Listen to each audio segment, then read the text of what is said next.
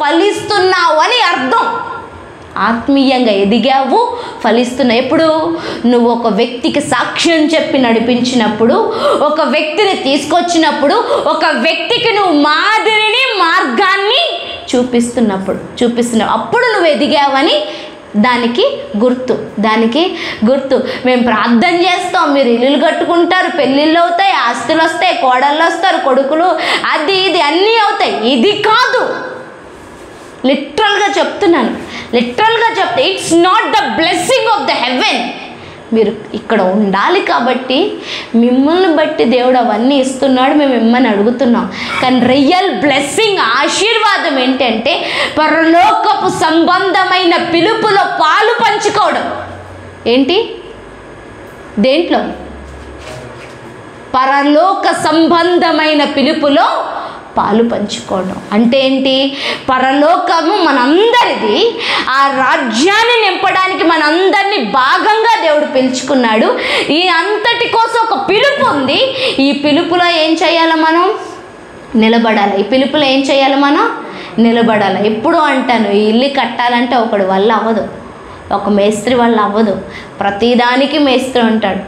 పునాదులు వేయటానికి ముందు బోర్లు తీయాలా, వాళ్ళు వేరే సపరేటు. మళ్ళీ వాళ్ళు ఎప్పుడు పడితే అప్పుడు రాడు, తెల్లవారుజామున మాత్రమే వచ్చి వాళ్ళ పని వాళ్ళు చేస్తారు. అదేంటి, ఆ ఫౌండేషన్ వేసేవాళ్ళు ఒకళ్ళు, అదేంటి మళ్ళీ దీనికి పిల్లర్స్కి ఆ వైరింగ్ కట్టేవాళ్ళు ఒకళ్ళు ఉంటారు, మళ్ళీ ఆ కాంక్రీట్ ఇటుకలు కట్టేవాళ్ళు, వాటిని ప్లాస్టింగ్ చేసేవాళ్ళు, కిటికీలు పెట్టేవాళ్ళు, కింద టైల్స్ వేసేవారు, అదేంటి స్లాబ్ వేసేవారు, ఆ ప్లంబర్ వర్క్ ఉంది, అట్లాగా ఎలక్ట్రీషియన్ వర్క్ ఉంది. అట్లాగే ప్రతి ఒక్కరికి ఒక పిలుపు ఉంటుంది. ఆ పిలుపులో మనము నిలబడ్డప్పుడే పరలోకపు సంబంధమైన పిలుపులో మనము పాలి భాగస్తులుగా ఉన్నట్టు. లేదంటే వీఆర్ ఎంటీ, ఖాళీగా ఉన్నట్లు. ఈరోజు గొర్రె అయిన నీవు ఇంకొక గొర్రెను కనాలా అంటే ఏంటి? నీ ఫ్రెండ్ని, నీ కొలీగ్ని, నీతో ఉన్న వాళ్ళను ఏం చేయాలి? నువ్వు కన్నీ తీసుకురావాలి. అది నా బాధ్యత కాదు. ఎందుకు ఇంత స్ట్రాంగ్గా చెప్తున్నానంటే దేవుడు చెప్పాడు కాబట్టి. లేదంటే మూసుకొని నా పని నేను చూసుకున్నాను. ఇది నాదే అని ఇంకో 4 నెలలో 10 నెలలో ఏడుద్దును. కానీ ఇది నా పని కాదు. ఎవరి పని? రుతమ్మ అంటే ఎవరి పని?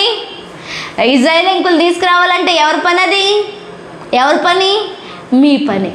మీరు ఎంతవరకు నడిపించగలిగి, ఎంతవరకు ప్రార్థన చేసి, ఎంతవరకు సాక్షిగా నిలబడతారో. క్రైస్తవ జీవితం అంటే సాక్ష్యంగా నిలబడ్డం అండి. నువ్వు ఇంట్లో కనిపించే తీరును బట్టే, నువ్వు బయట కనిపించే తీరును బట్టే మిగతా నలుగురు మారతారు. నువ్వు మార్చట్లేదు అంటే క్రైస్తవుడిగా జీవించట్లేదు సమాజంలో. ఈరోజు ఎవరిని మారుస్తున్నావు? ఇంకా మమ్మల్ని మేమే మార్చుకోలేదక్క, ఇంకా బయట వాళ్ళని ఏం మారుస్తాం అని అంటున్నారు. ఎంతకాలం మారకుండా ఉంటాం? ఎంతకాలం మొండిగా ఉంటాం ప్రార్థన చేయకుండా?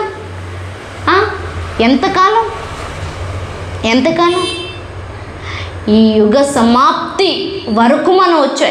Yes, we're on the dead end పాయింట్లో, లాస్ట్ మినిట్లో, లాస్ట్ అవర్లో, లాస్ట్ గడియలో ఉన్నాం. ఎక్కడున్నాం? లాస్ట్ గడియలో ఉన్నాం. ఈ లాస్ట్ గడియలో దేవుడు నిన్ను వాడుకోవాలని ఆశపడుతున్నాడు.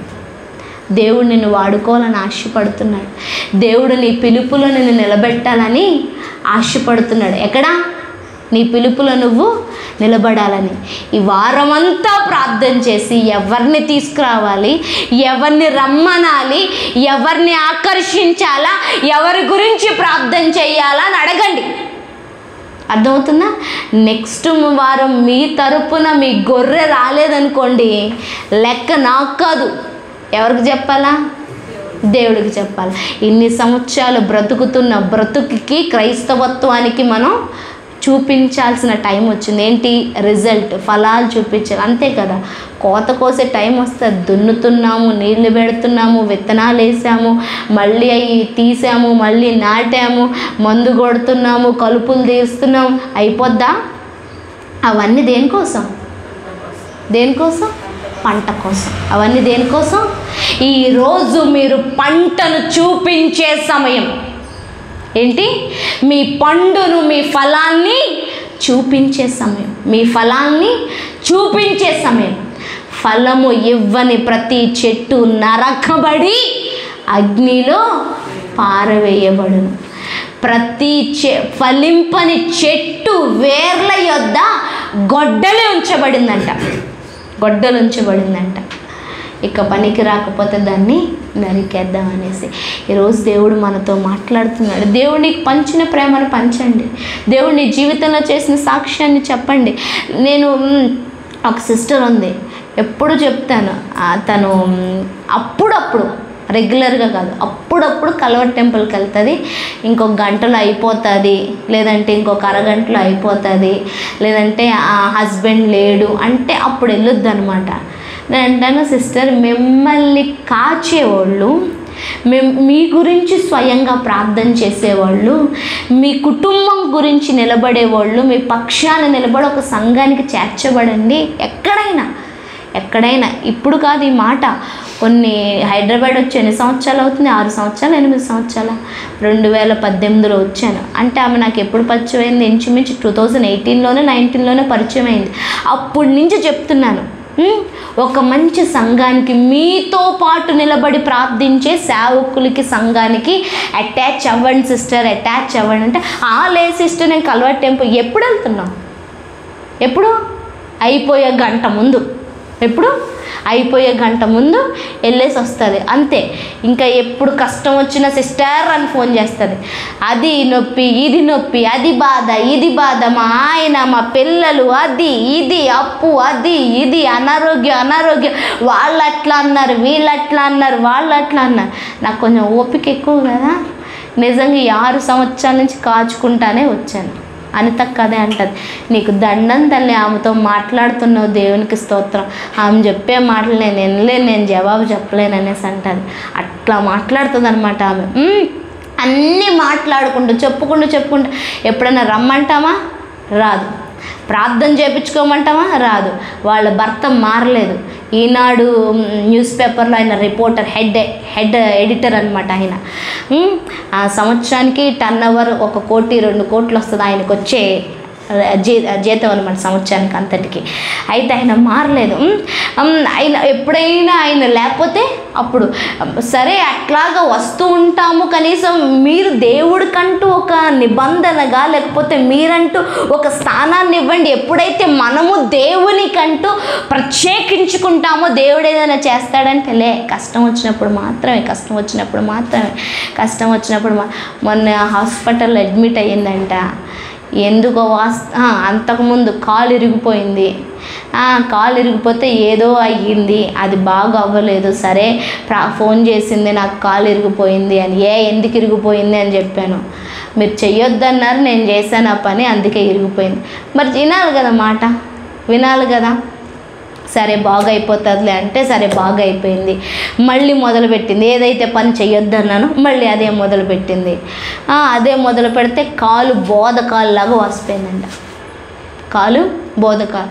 శరీరంలో ఎన్నో సమస్యలు, ఎన్నెన్నో ఏవేవో అయిందంట. దానికి ఏంటో తెలియక హాస్పిటల్లో జాయిన్ చేశారు. అక్కడి నుంచి ఫోన్ చేసింది, సిస్టర్ మళ్ళీ నాకు ఇట్లాగా అయ్యింది. ఇప్పుడు నాకు ఏం చెప్పాలో కూడా అర్థం కావట్లేదు. ఎందుకు ఈ మాట చెప్తున్నాను తెలుసా? అంత పాడైపోయిన తర్వాత నువ్వు వస్తే ఏం చేయాలి అప్పుడు? అందుకే ముందు నుంచి చెప్తాం, please attach to one church that who can stand with you. నీ కోసం నిలబడే సంఘానికి, సేవకునికి ఎప్పుడు కూడా అటాచ్ అయ్యి ఉండాలి. అది నిన్ను సంరక్షిస్తుంది. ఇట్స్ నాట్ ఓన్లీ మా ప్రేయర్ కాదు, మాలో ఉన్న ఆత్మ మిమ్మల్ని కంచెగా కాపాడుతుంది. మా మీదనున్న అభిషేకం మిమ్మల్ని నడిపిస్తుంది. మా మీదనున్న పిలుపు, మహిమ మిమ్మల్ని సిద్ధపరుస్తుంది. 4 సంఘాలు తిరిగితే ఏమీ రాదు. మన జీవితం చెట్టుకి పొట్టకైపోతుంది. అక్కడ ఆ మంది, ఇక్కడ ఈ మంది అంటే ఇప్పుడు ఎవ్వరు లేరు. ఇప్పుడు ఎవరు కూడా లేరు ఆమె జీవితానికి. సరే నిన్న డిశ్చార్జ్ అయ్యి బయటకు వచ్చిందంట. బయటకు వచ్చిన తర్వాత మళ్ళీ సమస్య మళ్ళీ వచ్చిందంట. డాక్టర్ క్యాన్సర్ టెస్ట్ రాపించుకో, క్యాన్సర్ టెస్ట్ అనేసి టెస్ట్ రాపించాడంట. నిన్న సాయంత్రం ఫోన్ చేసింది, క్యాన్సర్ లేకుండా ఉండేటట్టు ప్రే చేయి జ్యోతి అని. చేయడానికి మాకు ఏం అభ్యంతరం ఏం లేదు, కానీ ముందు నుంచి అటాచ్ అయి ఉంటే సంఘంతో నేను అంటాను ఇంత నష్టం జరగదని చెప్తున్నాను. ఇంత నష్టం జరగదు, ఇంత నష్టం ఎప్పుడు మనల్ని పరామర్శించే ఒక వ్యక్తి ఉండాలి. మన ఆత్మీయ జీవితాన్ని, ప్రార్థనా జీవితాన్ని, మన సాక్ష్యాన్ని, మన కుటుంబాన్ని పట్టించుకునే వ్యక్తి మన జీవితంలో ఉన్నప్పుడు రాబోతున్న దినాల్లో నువ్వు నాశనం అవ్వకుండా నిలబడబడతావు. నాశనం అవ్వకుండా నిలబడబడతావు. ఇప్పుడు నాకు ఏం చెయ్యాలో కూడా అర్థం కావట్లేదు. Shall I go or not? ఎందుకంటే యాజ్ ఎ లీడర్గా నాకు కూడా కొన్ని బౌండరీస్ ఉంటాయి.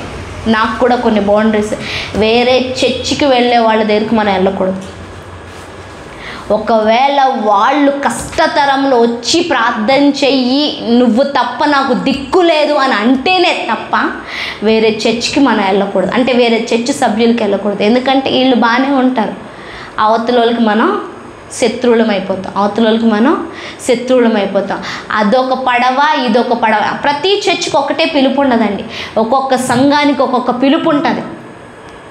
అందుకని అన్నీ మిక్స్ అయిపోతాయి.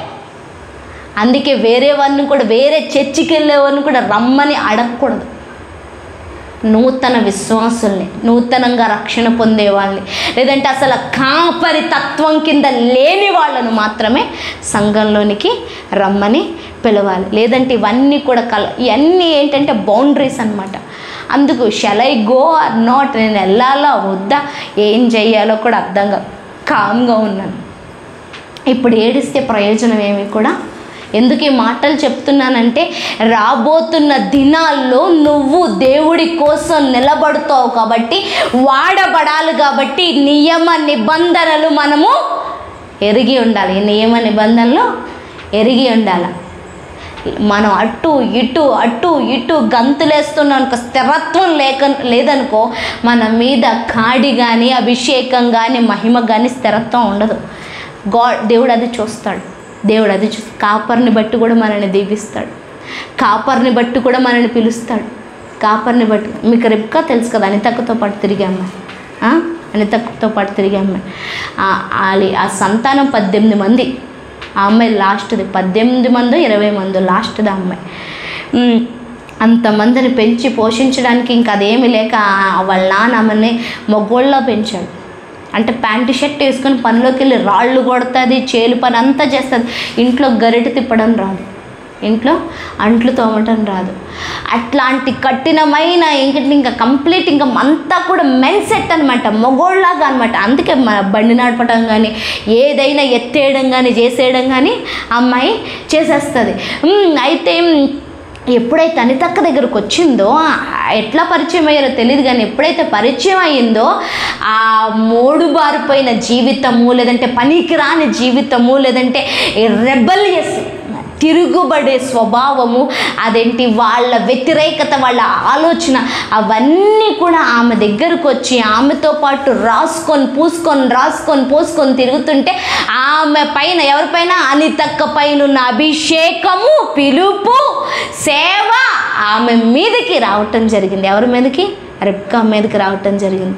తెలియకుండానే వ్యాపారం పక్కన పెట్టింది, అప్పులన్నీ తీరిపోయాయి. 10 లక్షలు అప్పు తీరిపోయింది, ఏమి చేయకుండానే అప్పు తీరిపోయింది. ఇంట్లో అందరికి సమాధానం చెప్పింది. అదేంటి ఈమె దగ్గరకు వచ్చి సమర్పించుకుంది. బైబిల్ కాలేజీలో 2 సంవత్సరాలు బైబిల్ కాలేజ్ చేసింది. ఇప్పుడు వాళ్ళ ఊర్లో సంఘం కడుతుంది. రేపు పొద్దుట సంఘాన్ని నడిపించబోతుంది. ఇట్స్ నాట్ అమ్మాయి, మనము ఎవరితో తిరుగుతున్నామో, ఎవరి పక్కన ఉన్నాము, ఏ నీడ కింద ఉన్నాము, ఏ అభిషేకం కింద ఉన్నాము, ఇట్స్ చేంజ్ అవర్ లైఫ్. అది మన జీవితాన్ని మారుస్తుంది కంప్లీట్గా. మొన్నటి దినాన్ని మాతో పాటు వచ్చింది ఆ భీమవరానికి. నేను అనితక్క, ఇంకొక నంద్యాల నుంచి ఇంకొక పాస్టర్ గారు వచ్చారు. మా పక్కన రెబ్కా కూడా కూర్చుంది. మా నలుగురిని చూసి ఆమె చాలా, పిలిచిన పాస్టర్ గారు చాలా ఆశ్చర్యపోయారు, చాలా సంతోషించారు. ఎవరి పనిలో వాళ్ళు ఉన్నారండి, మీరు ఆగకుండా ముందుకు వెళ్ళిపోతున్నారు అనేసి. ఆకుండా ముందుకు వెళ్ళిపోతున్నారనేసి ఆమె చాలా గర్వపడింది, సంతోషించి. నేను ఎందుకు ఈ మాటలు చెప్తున్నాను తెలుసా? ఏ నీడ కింద ఉంటున్నాం మనం, ఏ సేవకుల కింద ఉంటున్నాము. 4 అడుగులు వేస్తే అంటున్నాను, 4 దిక్కులు తిరిగితే we will be on fall. మనం పడిపోతాం. నిన్న ట్రైన్లో నిన్న మధ్యాహ్నమే నిన్న సాయంత్రం ఫోన్ చేసింది. అప్పటి నుంచి నా బుర్రలో ఇదే తిరుగుతుంది. అయ్యో పిలిస్తే రాదు.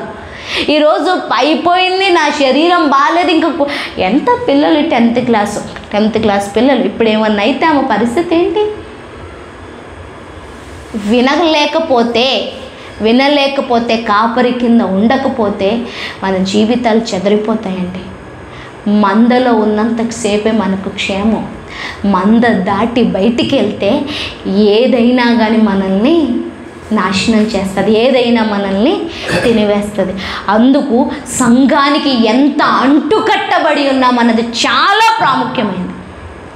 ప్రాముఖ్యమైనది. We have to stand on that. మనం ఆ నియమం మీద, నిబంధన మీద నిలబడవలసిన వారమై ఉన్నాం. మరి ఆమె గురించి ప్రార్థన చేయండి. మరి ఆమె మళ్ళీ ఫోన్ చేస్తానని చెప్పింది, ఫోన్ చేయలేదు. నాకు తెలిసి రిపోర్ట్ నార్మల్గా వచ్చి ఉంటుంది, అందుకే ఫోన్ చేయలేదు. రిపోర్ట్ క్యాన్సర్ అని వచ్చుంటే ఫోన్ చేసేది, నార్మల్ అనే వచ్చి ఉంటుంది. ఆమె గురించి ప్రార్థన చేయండి. మనం ఎఫ్ఎస్సీలకు రాసిన పత్రికను ధ్యానించుకుంటున్నాము. ఎఫ్ఎస్సీలకు రాసిన పత్రిక 1వ అధ్యాయం 15వ వచనం. ఎఫ్ఎస్సీలకు రాసిన పత్రిక 1వ అధ్యాయం 15వ వచనం, పేజ్ నెంబర్ 173 నూతన నిబంధన. పేజ్ నెంబర్ 173 నూతన నిబంధన. దేవా మీకు స్తోత్రాలు. రష్యా హజా థట్రా జెబే రిలా సంద్ర క్లోష హో జరియా సరి బ్లాతరా సఖాత్ర హా షమియా రూమా లేకే జెదే రెబాట్రజా దలియా హుజో ధరీం రకో తరియా లేమే రా ఖంద్ర క్లుషో జరీ మత్రా హషియా. 15వ వచనం. ఈ హేతువు చేత ప్రభువైన యేసునందలి మీ విశ్వాసమును గూర్చి పరిశుద్ధులు అందరి ఎడల మీరు చూపుచున్న విశ్వాసమును గూర్చి నేను వినినప్పటి నుండి మీ విషయమై మానక దేవునికి కృతజ్ఞతాస్తుతులు చెల్లిస్తున్నాం. మనము ఎఫ్ఎస్సి సంఘాన్ని గురించి మాట్లాడుకుంటున్నాం. ఎందుకంటే ప్రకటన గ్రంథంలో ఎఫ్ఎస్సి సంఘ ప్రాముఖ్యతను గురించి 2వ రాకడలో రాబోతున్న యేసయ్య చెప్పటం జరిగింది. అది ఎంత గొప్ప స్థానాన్ని, సాక్ష్యాన్ని పొందుకుందో అంటే నీ సహనాన్ని ఎరుగుదును, నీ శ్రమను ఎరుగుదును, అయినప్పటికీ నీ మీద ఒక తప్పు ఒకటి నేను మోపవలసి ఉన్నది, మొదటి ప్రేమ నువ్వు కోల్పోయావన్న విషయాన్ని మాట్లాడితే ఆ సంఘాన్ని గురించి మనం ధ్యానిస్తున్నాం. అయితే ఆ సంఘం ఎలా ఉందంట? విశ్వాసాన్ని చూసి అపోజిట్ పౌలు పరితపిస్తున్నాడు. అంటే సంఘానికి ఉన్న విశ్వాసం, సంఘానికి ఉండాల్సిన విశ్వాసం అంటే సేవకుడు మాత్రమే కాదు, దేవుడు సంతోషింపబడాల నీ విశ్వాసాన్ని బట్టి. విశ్వాసం ఎక్కడి నుంచి వస్తుంది అంటే దేవుడితో ఉండే సహవాసాన్ని బట్టి వస్తుంది. వినుట దేవుని గూర్చిన మాట అయినప్పుడు మనలో ఏమొస్తుంది? విశ్వాసం ఏమొస్తుంది? బైబిల్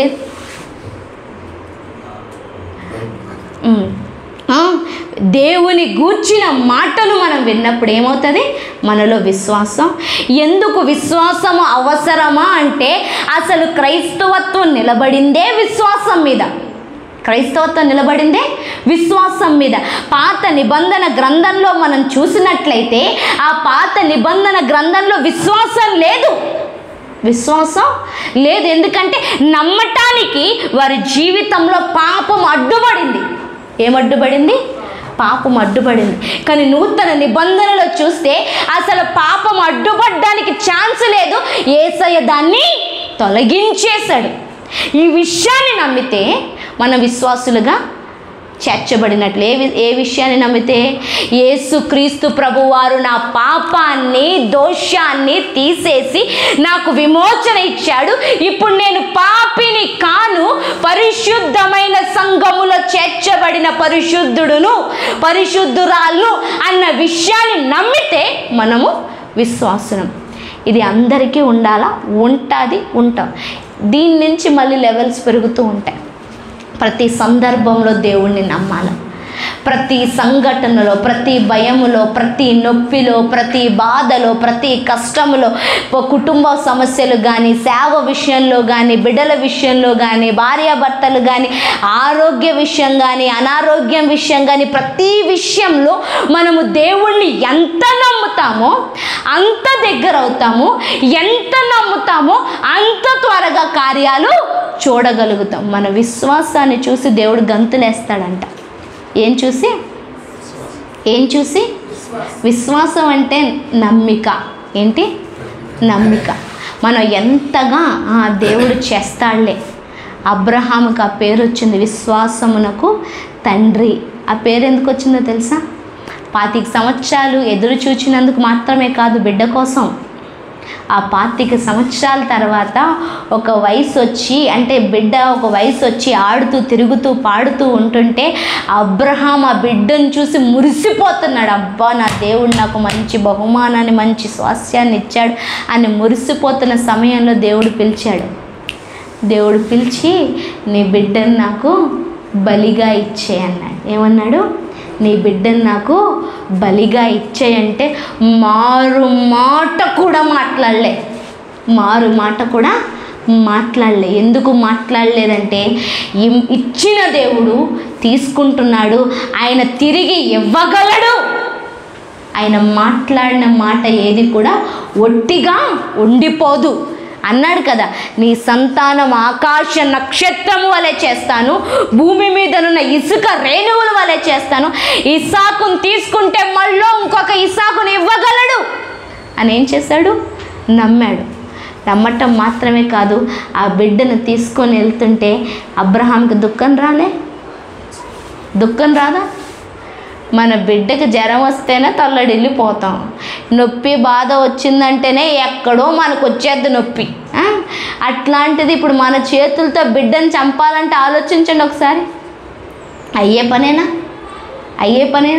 అయినా కానీ తను సాహసించాడు. ఏంటి? తన చేతుల్లోతో బిడ్డని చంపటానికి ఆ బలిపీఠాన్ని సిద్ధపరిచాడు. దహన బలిపీఠాన్ని, దాని మీద బిడ్డను పడుకోబెట్టాడు. బిడ్డ ప్రశ్నించడా? ఏం నాయనా, నా కొడుకు, నా బంగారం, నా ఇష్టం, నా కన్నా అని రోజు పిలుస్తావే, ఈరోజు నన్ను బలిగా అర్పించేస్తావా అని అడుగుండడా? మరి మాటకి ఏం చెప్పుంటాడు? మారు మాట, యెహోవా ఈరే, దేవుడే చూచుకొను. దేవుడు నిన్ను అడిగాడు, రా ఇచ్చేస్తున్నాను. అదే విశ్వాసం. దేవుడు అడిగితే మనము ఏదైనా ఇవ్వటమే విశ్వాసం. దేవుడు అడిగితే మనము ఎక్కడైనా నిలబడ్డమే విశ్వాసం. దేవుడు అడిగితే మనము ఏదైనా వదులుకోవటమే విశ్వాసం. కొన్నిసార్లు పరువు అంటాం, కొన్నిసార్లు మాట అంటాం, కొన్నిసార్లు ఆరోగ్యం అంటాం, కొన్నిసార్లు అది ఇది అని తిరుగుతాం. కానీ దేవుడు ఆ విషయంలో కలగజేసుకుంటే, వద్దు ఇచ్చే క్షమించు అంటే, అలా చేసినప్పుడు దాన్నే విశ్వాసం అంటారు. దాన్నే విశ్వాసం. దేవుడు ఆ సీన్ అంతా చూస్తున్నాడు. వాళ్ళు నడిచి రావటం, అబ్రహాము కట్టెలు కొట్టడం. మరి అబ్రహామే కొట్టాడు కట్టెలు. ఎవరి కోసం? కొడుకుని కాల్చేయడం కోసం. అట్ల పుల్ల కాల్చి బాగా కాల్చి కొన్నిసార్లు పిల్లలకి వాత పెడతారు. మాట వినకపోతే. పెట్టారా ఎప్పుడైనా? ఆంటీ పెట్టారా? 3 పిల్లలకి అట్ల పుల్ల బాగా కాల్చి వాత పెట్టారా? మీరంటే నెహెమ్యా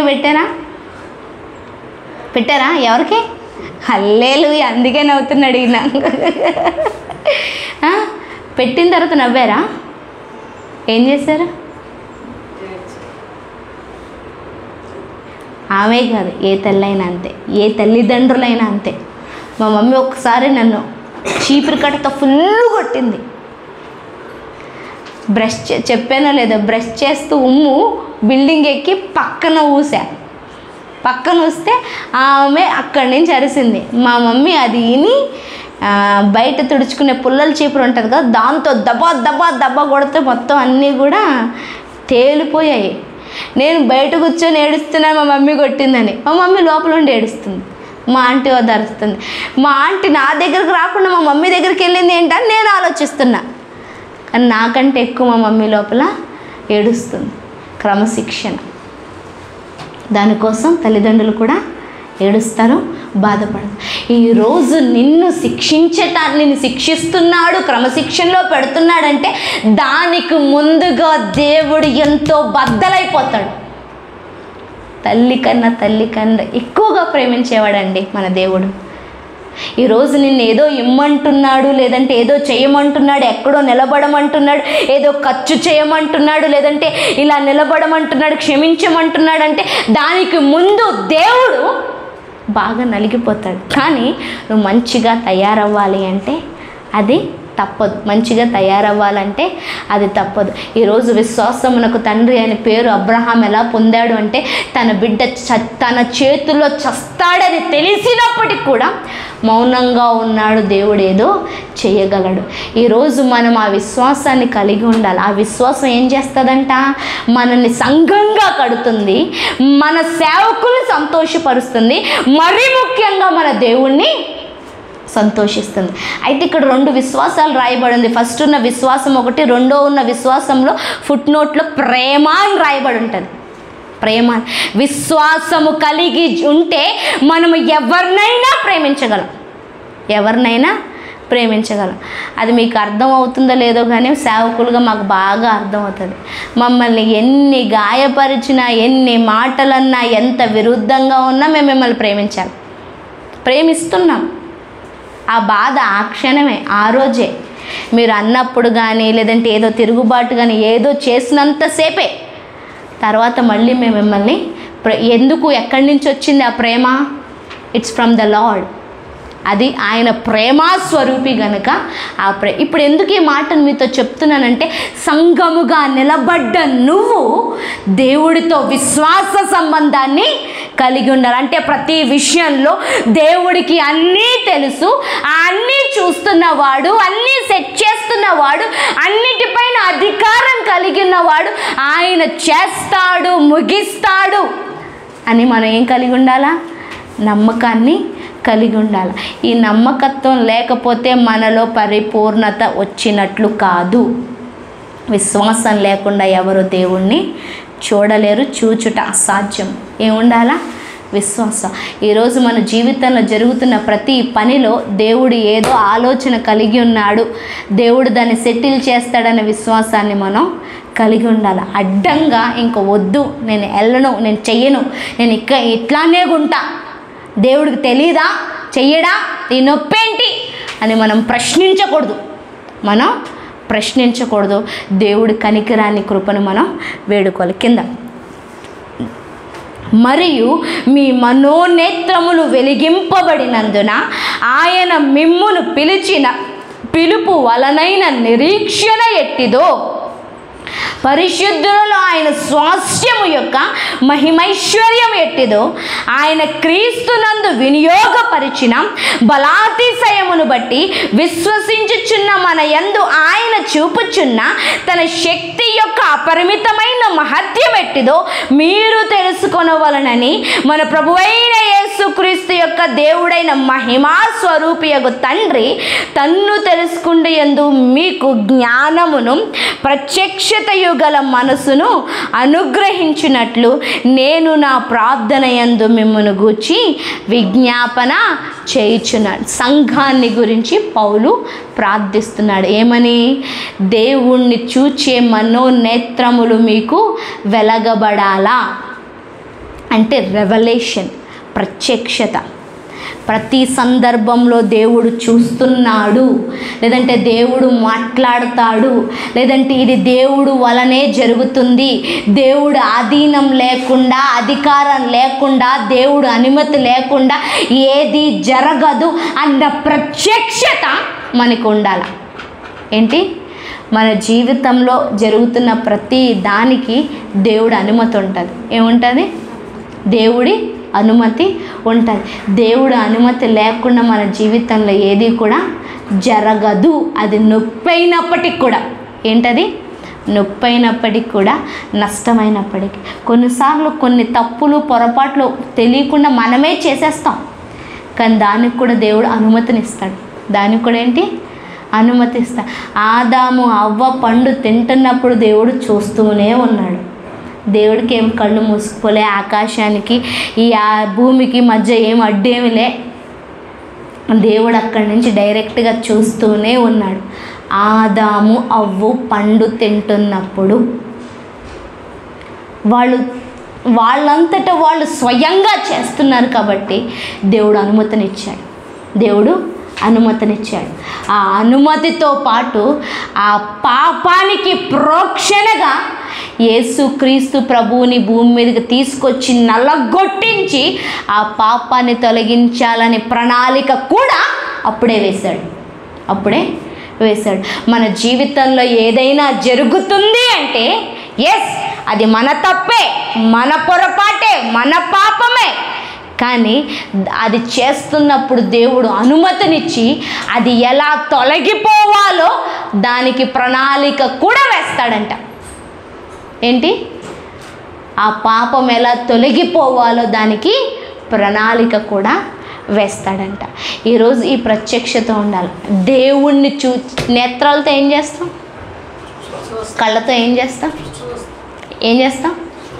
తింటామా? చూస్తాం. ఏం చేస్తాం? చూస్తాం. అంతేకాకుండా ఇంకా చెప్పాలి, కళ్ళతో ఇంకేం చేస్తాం? ఏడుస్తాం. Very good. ఇంకా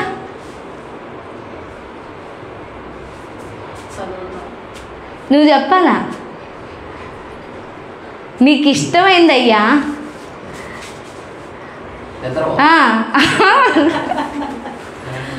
కళ్ళతో నిద్రపోతాం. ఏం చేస్తాం? నిద్రపోతాం. దేవుడు కళ్ళకు చాలా ప్రత్యేకమైన స్థానాన్ని ఇచ్చాడు. ఈ దేవుడు చూస్తున్నాడు గనక తన బిడ్డలమైన మనము కూడా చూడాలని, చూచే దాన్ని బట్టే మన ఆలోచన కూడా ఉంటుంది, మన నిర్ణయం కూడా ఉంటుంది, మన ఆలోచన ఉంటుంది, మన విశ్రాంతి ఉంటుంది, మన భావోద్వేగాలు కూడా బయట పెడతాం. అంతే కదా?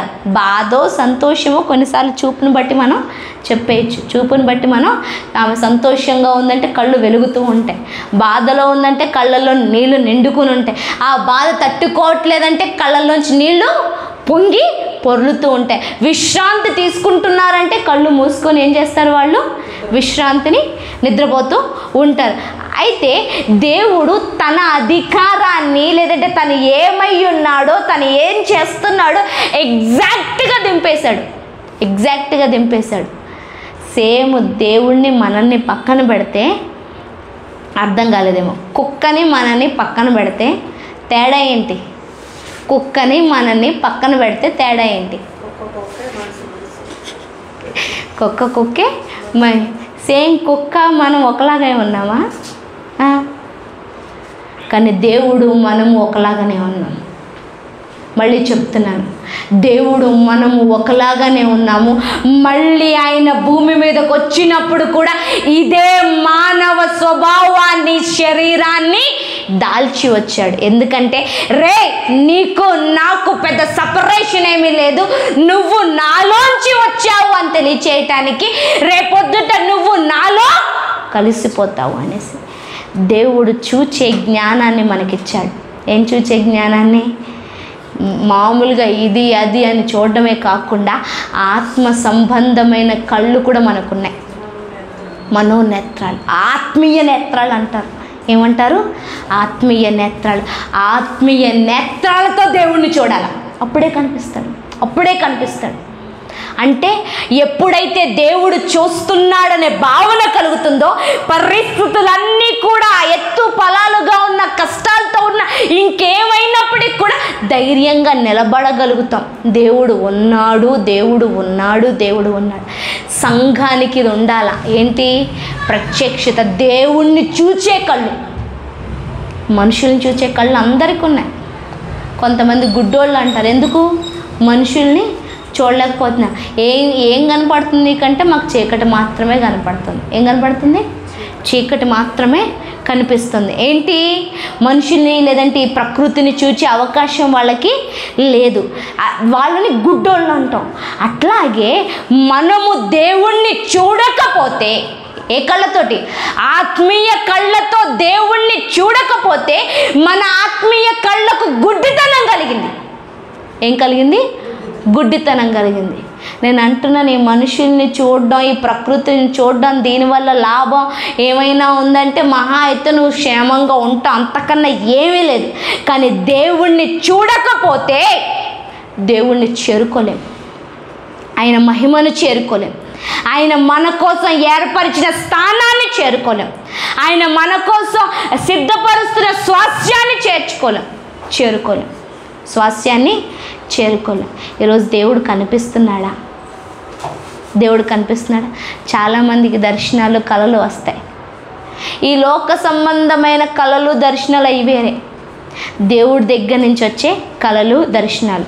అది కాకుండా కొంతమందికి దుష్టుడి నుంచి, సాతాను దగ్గర నుంచి కూడా వస్తాయి దర్శనాలు, కళలు. ఎందుకంటే వాడితో ఎక్కువ రిలేషన్లో ఉన్నారు కాబట్టి. వినండి, వాడితో ఎక్కువ రిలేషన్లో ఉన్నారు కాబట్టి. మనము ఎంతగా దేవుడితో, దేవుని వాక్యముతో, ప్రార్థనలో మనము కలిసి లీనమైపోయి ముందుకు వెళ్తామో మన ఆత్మీయ నేత్రాలు, మనోనేత్రాలు వెలిగింపబడతాయి. అంటే దేవుణ్ణి చూడగలుగుతాం, దేవుడి దగ్గర నుంచి వచ్చే దర్శనాలు చూడగలుగుతాం, దేవుడి దగ్గర నుంచి వచ్చే కళలు చూడగలుగుతాం. ఒక బిడ్డ జీవితంలో దేవుడి ప్రణాళిక ఏంటో చూడగలుగుతాం. ఇది అవసరమా అంటే ఖచ్చితంగా అవసరం కాబట్టే పౌలు ప్రార్థన చేస్తున్నాడు. సంఘానికి ఏముండాలంట? దేవుడిని చూచే కళ్ళు కావాలా? దేవుడు ఏదైతే ఇస్తున్నాడో అది చూచే కళ్ళు కావాలా? ప్రతి వ్యక్తిని ఎట్లాగైతే ఇప్పుడు నేను మిమ్మల్ని చూస్తున్నాను, మీరు నన్ను చూస్తున్నారు. జ్యోతక్క వైట్ అండ్ బ్లాక్ శారీ కట్టుకొచ్చింది, పక్కన ఒక వాచ్ పెట్టుకుంది, వైట్ బైబిల్ ఉంది. కనబడుతున్నాయా? అలాగే ఆత్మీయంగా నువ్వు నన్ను చూడగలగాల. ఆత్మీయంగా అంటే ఏంటి? నా ఆత్మ కనిపిస్తుంది. సేమ్ నా స్పిరిట్ కూడా కళ్ళు, చెవులు, ముక్కు, నోరు, భావోద్రేకాలు, అదొక షేప్ అన్నీ ఉంటాయి. కానీ దాని పని వేరే, దాని తీరు వేరే, అది ప్రయాణం వేరే. అది ఎక్కడికైనా వెళ్ళగలదు, ఎంతసేపు అయినా ప్రార్థించగలదు, ఎవరినైనా తాకగలదు, ఎవరినైనా బాగు చేయగలదు. నేను మొన్న నైట్ మీటింగు, మొన్న పొద్దుట మీటింగ్ అనమాట.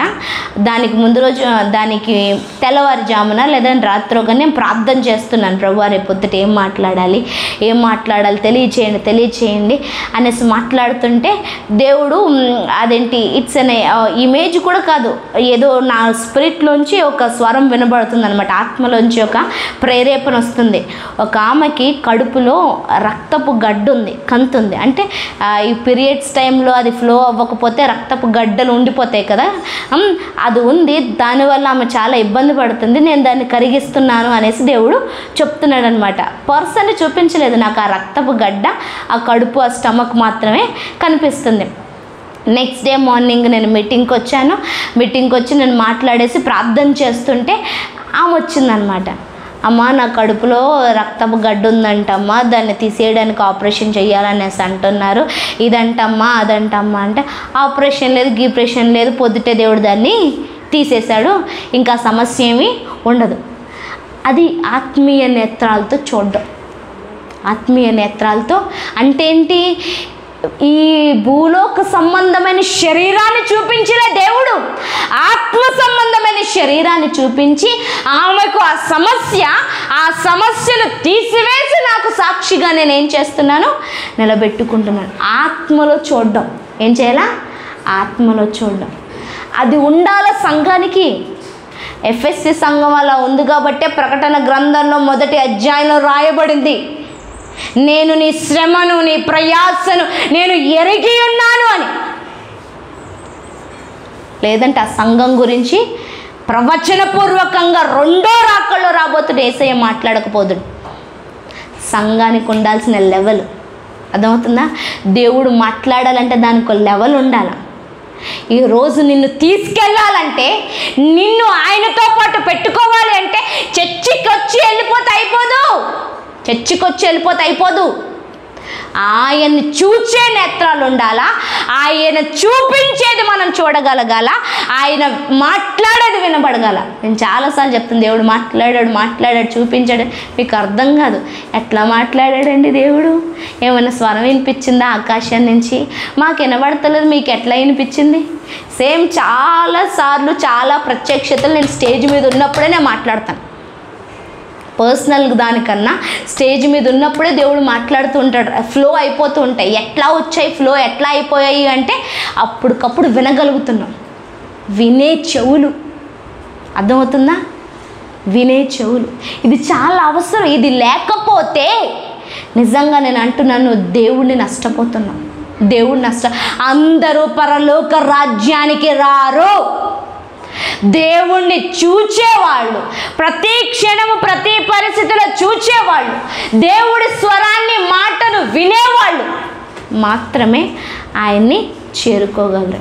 ఈరోజు ఎందుకు ఈ మాట చెప్పాను తెలుసా? దేవుణ్ణి చూడకపోతే వీఆర్ చాలా నష్టపోతున్నాం, మనం లాస్లోకి వెళ్ళిపోతున్నాం. అందుకని అలాంటి బిడ్డలుగా మీరు ఉండొద్దు. ఈరోజు నుంచి ప్రార్థన చేయాలి. నీ ప్రార్థన ఏమై ఉండాలా? నా మనోనేత్రాలు వెలిగించండి. అంటే ఏంటి? ఆత్మీయమైన నేత్రాలు వెలిగించండి ప్రభువా, నిన్ను చూచులాగున, నీ ప్రణాళికలు చూచులాగున, నువ్వేదైతే చూపిస్తున్నావో అది చూడ్డానికి కృపను చూపించండి. ఆ సంఘము మాత్రమే క్వాలిఫైడ్. ఆ సంఘము మాత్రమే. డ్వాక్రాలో అప్పులు తీసుకుంటారా? డ్వాక్రాలో లోన్లు తీసుకుంటారా? అందరికి ఇచ్చేస్తారా? ఎవరికి ఇస్తారు? కట్టే వాళ్ళకి, పాత లోను క్లియర్ చేసే వాళ్ళకే ఇస్తారు. అలాగే దేవుడు అందరినీ తీసుకెళ్ళడు, తనను చూచే వాళ్ళని, ఎవరైతే తనకి సమయాన్ని పెడుతున్నారో. When you are not giving time to God, then what God will show to you. నువ్వు దేవుడికి సమయాన్ని ఇవ్వకపోతే, నేను ప్రభువా అని నువ్వు ఏది పెట్టుబడి పెట్టకపోతే దేవుడు ఏం చూపిస్తాడు? నేను మళ్ళీ అంటున్నాను, దేవుడు చూపించకపోతే, నువ్వు చూడకపోతే ఆయనతో పాటు కలిసి జీవించలేము. ఆయనతో పాటు కలిసి దయచేసి చాలా సంఘాలు పాడైపోతున్నాయి. ఎందుకంటే చాలామందికి ప్రత్యక్షత లేదు. దీవెన, ఆశీర్వాదం, స్వస్థత ఇది మాత్రమే వాళ్ళు వెళ్తున్నారు, శారీరక సంబంధమైన. ప్లీజ్ అట్లా వద్దు. నేను అంటున్నాను, నువ్వు ఆత్మలో అభివృద్ధి చెందితే నీకు కావలసిన ఐశ్వర్యాన్ని అంతటిని దేవుడు ఇస్తాడు భూలోకంగా. దాని గురించి ప్రత్యేకంగా ప్రార్థన చేయాల్సిన అవసరం లేదు. నాకున్న ఆశీర్వాదమే అది. నువ్వు స్పెషల్గా నాకు అది కావాలి ఇది కావాలని అడగాల్సిన అవసరం లేదు. నువ్వు ఆత్మలో వర్ధిల్లు, ఆత్మలో ఎదుగు, ప్రార్థించే వ్యక్తిగా ఉండు. నువ్వు సుఖముగా సౌఖ్యముగా ఉండటానికి కావాల్సిన అన్ని ఇస్తాడు దేవుడు. అందుకే చాలామంది లోతు అయిన విషయాలను బోధించట్లేదు. ఎందుకంటే ఎందుకు బోధించట్లేదంటే వినేవాళ్ళు లేక. నేను అంటున్నాను, అలాంటి విషయాలు వినటానికి ఇష్టపడద్దు. లోతైన విషయాలు, ఆత్మ సంబంధమైన విషయాలు, నువ్వు ఎలా ఉన్నావు చెప్పాను కదా. కొన్నిసార్లు లావు అయిపోతే తగ్గించుకోవడానికి ఏం చేస్తాం? తిండి తగ్గించి ఏదైతే తిండాలో, ఎట్లాగా ఆరోగ్యం బాగోకపోతే ఏం చేస్తాం? దానికి మెడిసిన్ వేసుకోవటం, లేకపోతే దానికి వాకింగ్ చేయటం చేస్తున్నామా లేదా? అలాగే ఆత్మకు కూడా ఒక షేప్ ఉంటుంది. ఆ షేప్ యేసయ్య షేప్లోకి రావాలి. యేసయ్య షేప్లోకి రావాలంటే లోతైన విషయాలు, మర్మాలు తెలుసుకోవాలి. అందుకు లాస్ట్ అంచె దినాల్లోనంట దురద చెవులు గల వాళ్ళు వస్తారంట. వాళ్ళకు ఇష్టమైనవే బోధించమని అడుగుతారంట. అట్లా వద్దండి, మనం అలా వద్దు. మనకి ఇష్టమైనవి బోధించటం కాదు, దేవుడు మనకి ఏం చెప్పాలనుకుంటున్నాడు అవి వినేవారిగా మనం ఉండగలగాలి. దేవుడు మనకేం చెప్తున్నాడు అవి వినేవారిగా మనం ఉండాలా. మన మనోనేత్రములు, ఆత్మీయ నేత్రాలు తెలవబడాలా, వెలిగింపబడాలా. నేను మీకు ఒక ఎక్సర్సైజ్ కూడా ఇస్తున్నాను. ఈ వారం అంతట్లో అడగండి, ప్రభువా నువ్వు నాతో మాట్లాడు, నా మనోనేత్రాలు వెలిగించు, చూపించు. పరిశుద్ధాత్మను పొందుకున్న రోజు అది కూడా యాక్టివ్ అయిపోతుంది. నాకు దర్శనం చూపించి కళలు చూపించని అడగండి. ఈ వారం రోజుల గ్యారంటీగా మ్యాక్సిమం కనీసం ఒక్క దర్శనాన్నైనా కళనైనా పొందుకొని రావాలి. నువ్వు వచ్చే వారం వచ్చి చెప్పాలి దేవుడు ఏం చెప్పాడు, ఏం చూపించాడు అన్నది. అర్థమవుతుందా? ఏంటండి?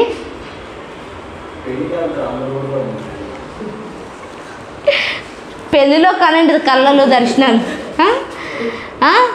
గ్యారంటీగా మాత్రం దర్శనం కళ లేకుండా రావద్దు. దేవుడు మాట్లాడడానికి ఇష్టపడుతున్నాడు. ఏమో ఎవరి గురించి చూపిస్తాడు, ఎవరి గురించి మాట్లాడతాడు ఏమో. చూపించే దాన్ని బట్టి కొంతమంది బ్రతుకులు మారతాయేమో, లేదంటే నీ బ్రతికే క్షేమంగా మార్చబడుతుందేమో. ప్రతి ఒక్కరు అయ్యా వినబడుతుందా?